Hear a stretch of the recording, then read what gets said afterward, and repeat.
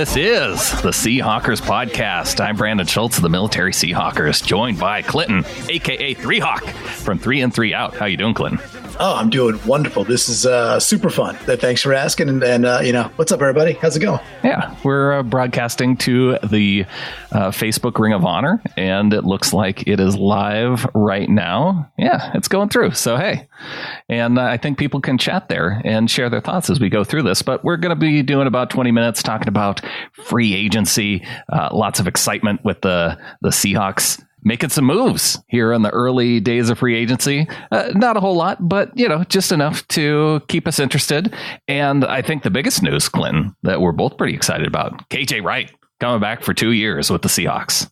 That was the one where I did not expect that. I was slowly resigning myself that he was just another piece of it's not that it was my childhood, but it was almost like this coming of age of that Seahawks team. And slowly but surely, each element was being peeled away.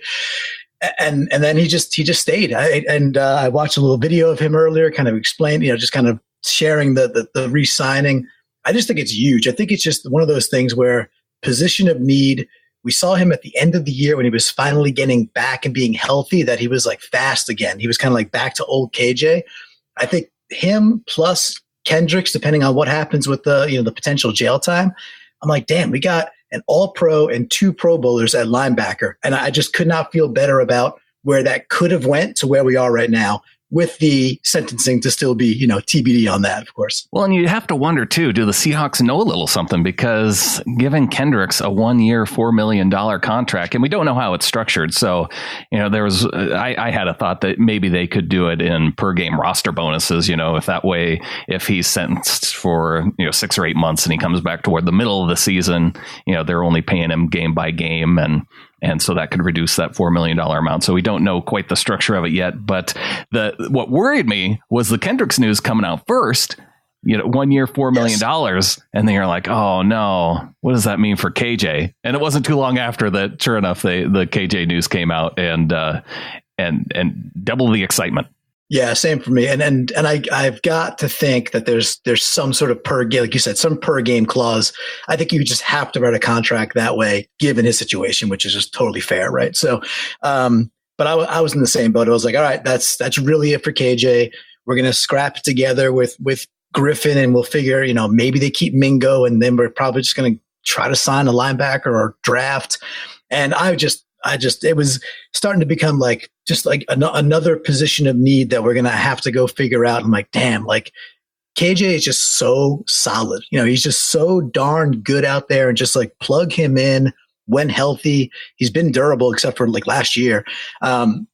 He's just been this solid go-to, the cool uncle you can rely on to just be the cool dude, always be there for you. He'll pick you up at 2 a.m. if you're in some trouble.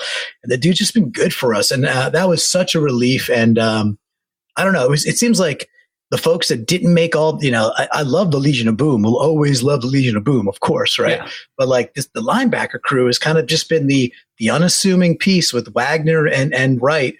They just do their thing. They're just chill and, no drama, just go out and just ball. And, really, really cool to see Wright coming back. That was just awesome. So got those parts on defense. Quentin Jefferson also, he gets his restricted free agent tender, original round tender worth $2 million. And so he will be back. Unless somebody tries to sign him away, then the Seahawks will get a chance to match it, or they get a 5th round pick back in return. And on the offensive side of the ball, Mike Iupati coming from Arizona, the oft-injured left guard over the last 2 years, but prior to that, 4-time Pro Bowler and All-Pro. He's coming to fill the spot left behind by J.R. Sweezy, who went to Arizona. And we got DJ Fluker back for 2 years. I was a little bit giddy today with the Fluker stuff. I'm like, okay, I like Fluker. I think I'm not really Sweezy or Fluker. I was if one of them stays, I was kind of cool with it. And I just like Fluker on Twitter. I like Fluker's personality. I like that whole warrior mentality he brings to the table. So I was like, you know what? It's got to be one of them. Give me the dude that I probably want to sit down and have some beers with. And that seems like Fluker. So I was happy with that. He's just a bigger dude too. But the Iupati news, if I'm getting his name correct, is you don't pronounce the I. U potty. Thank you. So the U potty piece for me, like those early 2012, 2013, 2004, those Niners teams, right? When they would just beat people up, I thought for sure they were going to run all over the Ravens in that Super Bowl. And those teams, man, like to me, they were the envy of the NFL until we knocked them off that pedestal and we took it from them. But those teams with Solari coaching them, I was like, these guys just move people. I mean, I don't know if we're going to get that kind of Upati, just considering that's 6-7 years ago now and he's been injured. But man, if we get that dude just as a good, solid vet, I freaking love that move. I absolutely love that move. And then you pair that with bringing Fluker back. I'm like, wow, this line actually looks, dare I say, formidable if they could stay healthy. 4 first-round picks now on the offensive line and 1 second-round pick with Justin Britt. So the Seahawks are loaded. And I can see already, judging by the folks in the chat room, that we're going to have a running joke with you potty because Flocktimus Prime says, no, you potty. I'm not seeing that. I got to get, oh, there it is. Okay, cool. Not that I need to distract myself by watching myself, but this is great.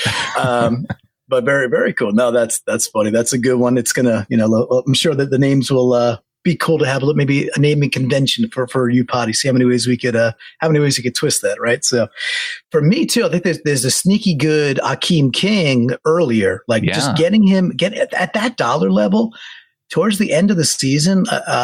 Was it the Chiefs game where he came up pretty big, where there was a bunch of injuries? It was, yeah. It's just one of those, I don't know, I think as the flock and really any Seahawks fan, like any of those, when Pete Carroll goes out and drafts some dude like that and they just give him a little bit of time to develop, like it's not 9 out of 10 times, but it certainly seems like 6 or 7 out of 10 times those guys end up being at least serviceable, if not like really, really good. And just seems to me like King could be that kind of like next little gem that they polish off and be like, you know what? We got a damn good DB out of this guy. And even if he's just serviceable at that price level, sure. Cool. He knows the system. He comes in, depending on what he could do next year, we'll see. But I just thought another really good, sneaky little thing that nobody knows King, unless you're just in, the Pacific Northwest or, a crazy Seahawks fan in Connecticut like myself. But that dude, I think he's going to contribute next year. So I was excited about that too. Right. Yeah. And he's going to be filling in behind Justin Coleman, who leaves for Detroit, 4 years, $36 million. Big contract for Coleman, and probably not one that the Seahawks were going to be in on at that price. Yeah, the same. I did not want to see Coleman go. For me, he was probably like the highest priority that I wanted them to retain. But once I saw that number, I'm like, oh yeah, we were nowhere. Exactly. You got to look and say, okay, we traded him for a 7th rounder, right? And we got him at such a good value for the years he was here, and now he goes and as they say, gets the bag. Hey, good for you. He balled out. I think he was a very good slot corner. Good for you, man. I'm glad he went and makes that money. I would love maybe in a couple of years he returns to Seattle or something like that. If not, hey, I think we got him the cheapest we possibly could have gotten him in the best years we could have got the guy. So that's just kind of proof positive we actually run a good organization. Well, I think with the way that we've seen corners work out in Seattle and not work out other places. Now, I think for Coleman, I think Detroit's probably a good spot for him because he goes to a head coach who is his former defensive coordinator with the Patriots. And the Patriots were actually trying him out a lot. He was playing more so on the outside when he was with the Patriots, and the Seahawks move him inside. So maybe now the coach there sees the value in having him as the nickel corner versus playing him outside. I think I can't believe it's taken us this long to get to this, Clinton, but the kicker, Jason Myers, coming in. Now, we're going to miss the Seabass gifts. The gifts. Yeah. I jumped the gun there. I was like, are we? Yeah. Yeah. The gifts. Yeah. In particular. The gifts we'll miss, but I feel like, with a name like Myers, there's so many fun ways to spin that with Mike Myers and things we can do. Right. So, looking at you, Flocktimus, like maybe there's things we could immediately do for the new Myers. Right. And I saw some buffoonery, in my opinion, on Twitter, people who are like, can't believe we signed the dude who we cut. Now we got to use a comp pick to get get the kicker. I'm like, okay, so what? We made a mistake last year. Like the thing about Schneider that I love is like, okay, the dude can make a mistake and be like, okay, I made a mistake. Whether it was Harvin, you're gone, or whatever they do. In this case, I made a mistake. Let's bring the dude back. We know he's good. Like, who cares? I mean, yes, I want the comp pick too, but I don't care about the comp pick. I just want a kicker who can be effective. And even if Myers isn't, he doesn't have a career year like he did with the Jets, I think we can expect him to maybe take a little bit of a step back. He had some struggle years in Jacksonville where he's just above 80%. But the number that he's at career wise for field goals, he's been at the same level as Sebastian Janikowski has his entire career too. And when he was in Jacksonville too, they were asking him to kick a lot more 50 plus yarders. And whatever he did this last season, he seemed to get that squared away because he was 5 for 5 or something crazy like that from 50 yards out. So yeah, we went with Seabass thinking that he was going to be the better kicker from 50 plus. And it turned out Myers was, and you could see where the team would err toward the veteran with Seabass. And now they bring in a guy who they have some experience with Myers, rather than bringing in just some dude off the street that, you have no idea how he prepares. You have no idea, the type of what he brings to the locker room. And now they can say, hey, this guy's been here. We know him. And 4 years, $15.5 million. And when you look at the contract structure, it's really not, it's not that bad of a contract. And if you're going to put risk into a contract, I think somebody on Twitter was pointing out the fact that it was field goals, that when you take a risk on a defensive lineman and you're paying him $10-15 million a year, this is a $15 million contract over 4 years. It's not nearly the kind of risk. Yeah, the dude doesn't work out, you can cut him. That's the NFL. Like, not to be clinical about it, but that's just it, right? So, and like, here's a couple of nice tidbits for me. There is like kicking in the Meadowlands is no joke. There's a lot of wind there. He had a great year. Plus, he just got to kick a lot at our home field east, at Clink East, and it's like he was just kicking at the home away from home before moving back west. It was a little hiatus. That's all it was for him. It's nice. Exactly. Which I like. So, I mean, to me, it's like that's a position where, thinking back on when we signed Blair Walsh, I was like, I was just flat. I was like, how could you? Like, how could that be the plan, right? Janikowski, I was more confident in, and then that was ended up being false confidence. Just wasn't.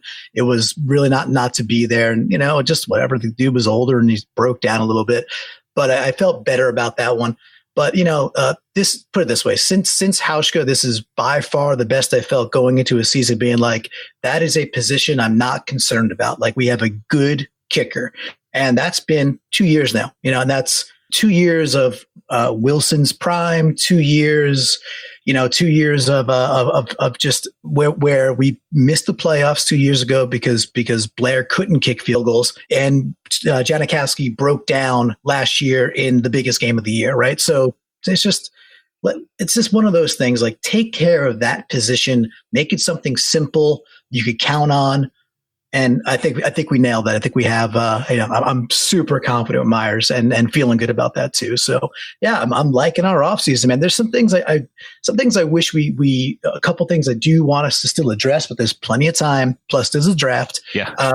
Are there some players that you've seen kind of come off the board, like just the other teams have signed that you were kind of hoping that we would maybe get a date with? Yeah, well, the guy that got signed by another team that I really thought would be a good fit on the Seahawks was this safety named Earl Thomas. And he's pretty good. He's going to the Ravens instead. That's too bad. And it's certainly, it still stings a little bit, but it's like one of those things where almost like, it wasn't at the level of KJ, right? Where I thought KJ was definitely gone. I mean, Earl, I thought was, there was no chance, but then it started to get a little flirtatious. Like, could he come back? So you start hoping beyond hope again. And like, oh my gosh, Earl might come back. This could happen. But at the end of the day too, it's like, okay, He went to the Ravens. It's like, I know that's not the Seahawks. I know that. But it's not the 49ers either. It's not the Niners. It's not, I don't think he'd go to the Cardinals, but it's not the Niners. Not the Rams. It's not the Bears, like another team that could just, not that they're a rival, but a team that could be super good if, things like that. So it's not even the Cowboys. It's not even the Cowboys. It's not even it's the freaking Ravens, right? So it's like, okay. And the little kicker, I think they're traveling to Seattle this year, right? So they'll get a chance to stand up and applaud and give Earl the love he deserves. And that's great. That's going to be a fun day. But it's not those other teams. And you know what? Earl's going to be a Hall of Famer, and Earl's going to be, in the Seahawks Ring of Honor over there. And they likely should put up some sort of a Legion of Boom statue at some point. They should do all those things around the clink. And I will always celebrate that dude as a Seahawk. He was definitely one of my favorite Seahawks from that era. And that's never not going to be the case. The dude just, I love Earl, so. Yeah. As far as other guys, though, for the amounts that a lot of the players have signed for other teams, there's no real guys where I look at and feel like we missed out on. I mean, James Carpenter, to a certain extent, he gets 4 years, $21 million from Atlanta. I felt like the Seahawks, they could have been on that. Yep. And, not as oftenly injured as Upati, but maybe Upati has a higher upside. The Osemele getting traded by the Raiders, essentially swapping 5th and 6th round picks with the Giants to just kind of wipe him off the books for the Raiders. I look at that and I go, well, shoot, I think he was looking at maybe it wasn't even double digits. It was like 9 million and, a top guard. So I guess mostly that on the defensive line, I don't know. I just see a lot of teams overpaying for dudes. Breaking the bank early too. I think some of these safety numbers of folks that are not named Earl. Yeah. And the Honey Badger's good. He's he's still good. I think Earl's a better player. I don't know. I don't see. I watch a lot of the Giants living on the East Coast, living in Connecticut. That's just the game that's on TV that I'll typically watch before or whatever. The Seahawks are on for me at 4:00 typically over here, and so I watch a lot of the Giants just because default. And Landon Collins is a nice safety. Is he that kind of money safety? That's the most Snyder signing of all. Right. Well, I can't really say all time, but it's a very Snyder move. It's so Snydery. It's unbelievable. So there was a couple. We saw Golden Tate get taken today. That was one where I just had that kind of nostalgic hope. I'm like, man, how cool would it be to bring Tate back? And I just think he's a super effective receiver, and his stats say so. His yards after catch, his ability to break tackles is just, he's the best in the game at that. And I was really hoping that just somehow, some way we'd be able to bring Tate back and just really solidify the wide receiver core. But that's okay. We still got time to button that up. I think Baldwin healthy is a big deal. He was not healthy at all last year, even from the start of the season. As we knew, I think he got injured towards the end of the 2017 season. And all last year, he just wasn't healthy. So I'm really looking forward to a healthy, rehabbed, get the surgeries you need Baldwin. Lockett's in his prime, and he's such an efficient, good receiver. It's amazing.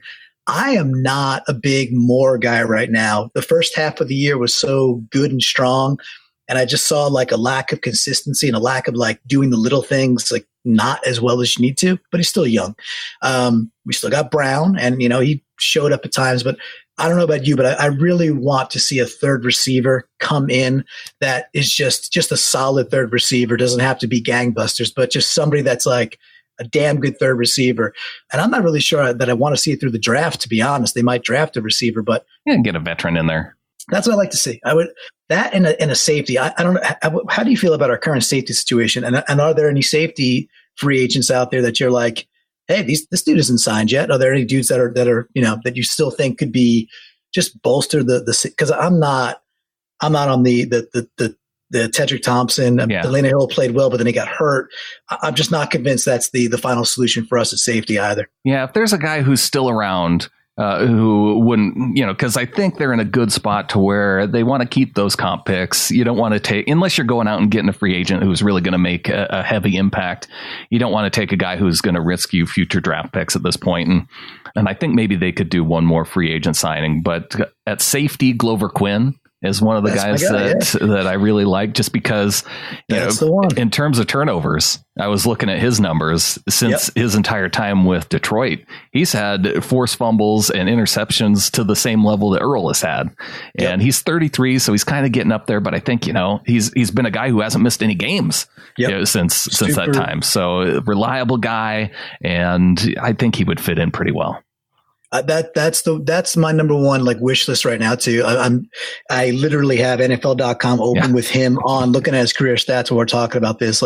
And when we say he hasn't missed a game, it's like when we say he has his own money, he has his own money, right? It's literally 16 games every single year from 2009 to 2000. No, 15 games. Sorry, 15 games his first year as a Texan, and 16 games every single year afterwards. It's the dude, and him being 33, it's almost like, as a free safety, it's almost like a defenseman in the NHL. If you could skate and you know where to be, and you have just the sense of where to be on the rink, you could play for a long, long time. And safety, if you just know where to be, and you know where to put your hat, and you know how to play the game, you could play for a bit. And I feel like with a dude like that, that's the one guy, man.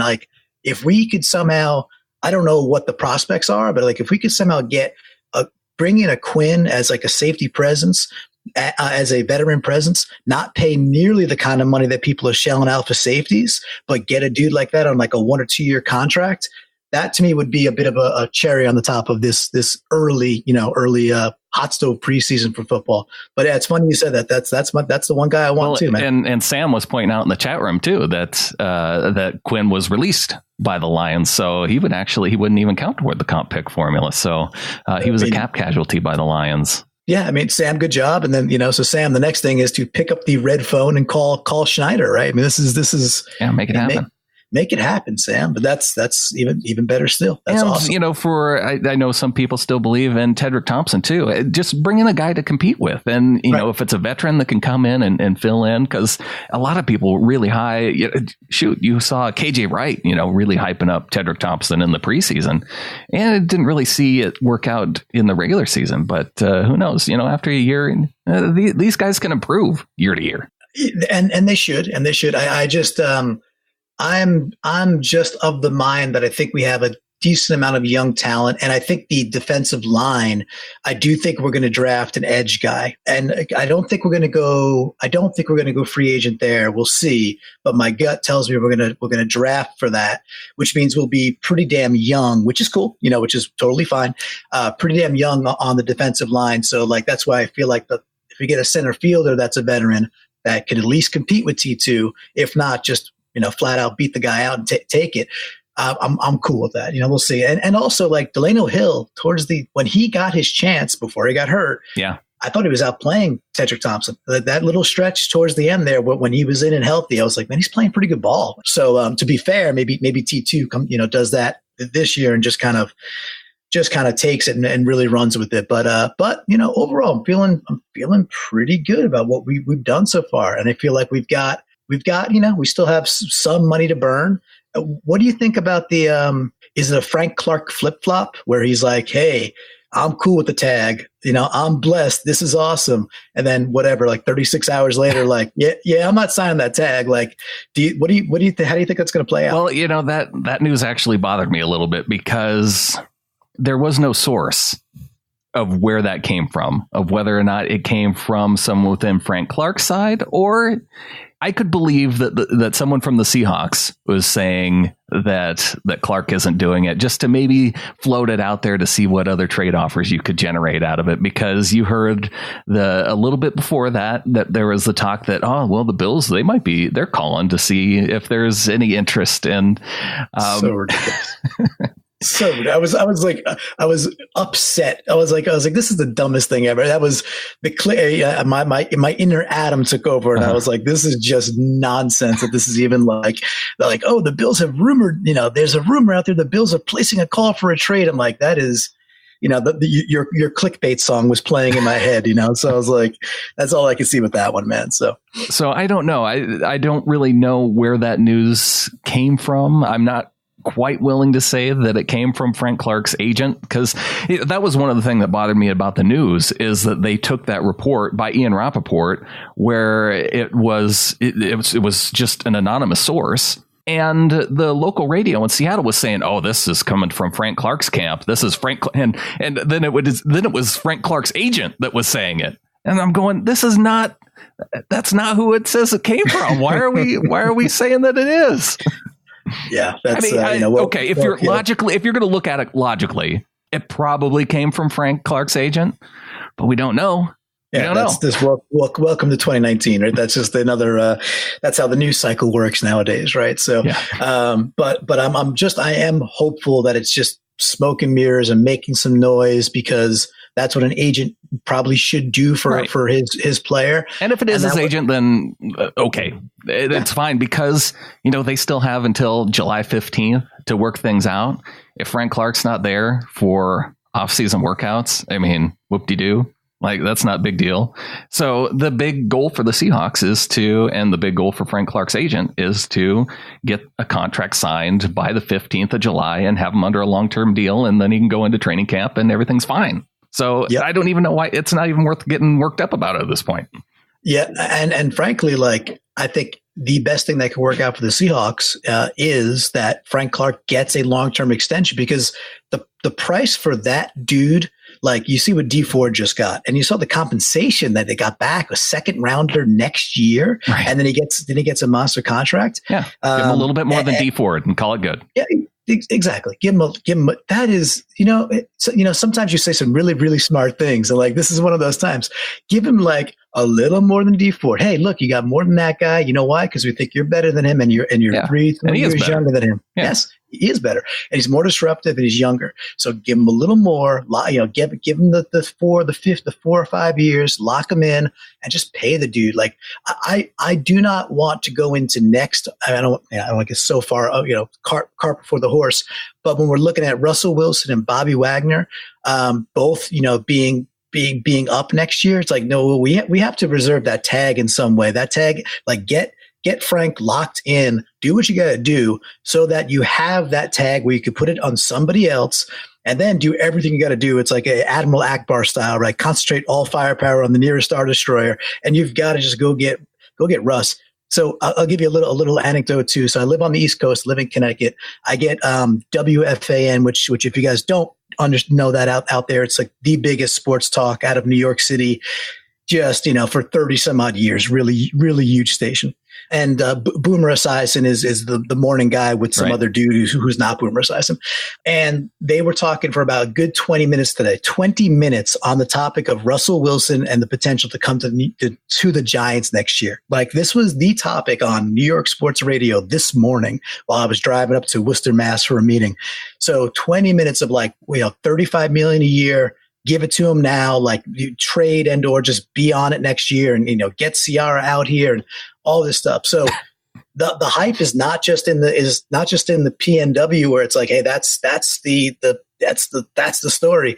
All the way out here, it's already starting that New York is going to make a play at least $35 million a year for Russell, and just to let you guys know, that's already happening in New York. That's the talk. Well, it's not going to get to that point because. I mean, the Seahawks have full control in this situation, so I'm not even worried about it, but it does make for good off-season talk. I mean, you got to talk about something, and you do. Quarterbacks are sexy, and Russell Wilson's sexy. Oh, can we also say that for me, it was good riddance to Hundley. I couldn't believe people on Twitter going, well, there goes our 6th round pick. You would have rather had the Seahawks pay Hundley $2 million to keep him away from Arizona just so they could go, oh, well, at least we gave up a 6th round pick and it was worth it. No, I seriously can't understand most human beings. I just don't get it. I'm who cares? I didn't like the move when we made it. I thought he was, he was the trash heap from Fraggle Rock. I mean, this guy's just, why is he even in the NFL?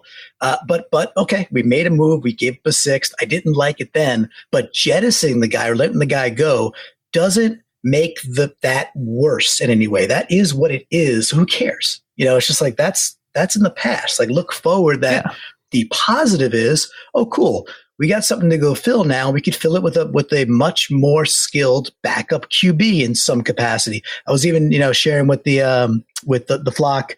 Like last Saturday, I was watching the AAF Atlanta Legends game, and he got that dude Murray. That he was like an old Georgia quarterback from UGA, and he's really good. Like, that dude can make all the throws. I'm not saying that's the guy you have to go get, but just as an example, there's dudes sitting in other leagues who can make professional throws consistently. Cool. That's a league minimum guy who would love to be in the NFL, and I can tell you right now, he can make the throws that Hundley cannot make. So. I don't get it. I just don't get that philosophy of like feeling burned about something that happened in the past where it's like, cool, we made a mistake. We move on. Let's go. Right. It's the NFL. So anyway, I'm glad to hear that you're on the same philosophical page. We're on the same page. Well, you know what guy we should close out the show with, Clinton? George Fant, the national Phantom. Yes. I was thinking Lloyd Christmas, but that was just where my mind was going. So, he gets the tender, a second round tender, $3 million for 1 year, which I think Adam is going to suggest that this might be a little bit high, but the Seahawks have a plan for Mr. Fant. They seem to, and it's high for me too, because as much as I enjoy the razzle dazzle of Fant being in there and getting his 9-yard average on his receptions. 9 yard per catch. That's not bad average. That's not bad. But as much as I liked the funness of it, I didn't think he was all that effective at either position. Like, so when he was that second tight end or that just double stack tight end, I was like, okay. And then obviously, is he still an lineman potentially? Maybe. I do feel like $3 million's a bit much to still experiment with him. Mm-hmm. However, you know what? Let's trust that they do have a plan. He's a big athletic body. They've stuck with him this long. So, it's not like a couple of years ago. Let's put it this way. It's not like giving Eddie Lacy the money we gave Eddie Lacy. We were like, are you kidding me? Like, why, where is that going? Like, that is just dumb. Like from the jump street, it was dumb. They seem to have something going with Fant. I'm cool to let's see where that progresses for one more year. And then if it's like, if it didn't materialize the way they think, okay, cool. But for one more year, we get to be fantastic. And that's okay. It's a good thing. All right, Clinton. Well, thanks once again for jumping on, and goodbye to our Ring of Honor members, and go Hawks.